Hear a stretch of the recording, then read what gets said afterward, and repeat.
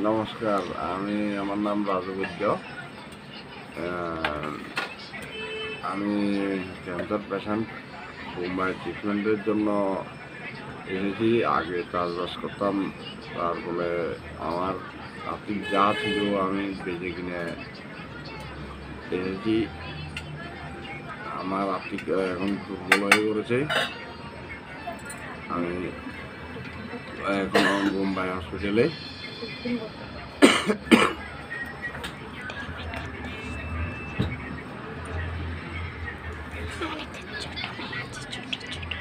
আমার ছোট ছোট বাচ্চা আছে দুজন।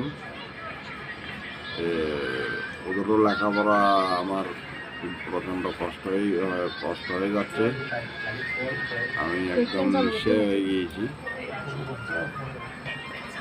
ট্রিটমেন্ট চালানোর জন্য আমার এখন কষ্ট হয়ে গিয়েছে, কাজকর্ম করতেও পারি না।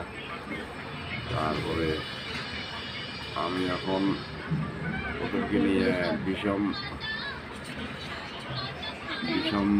কষ্টে আছি।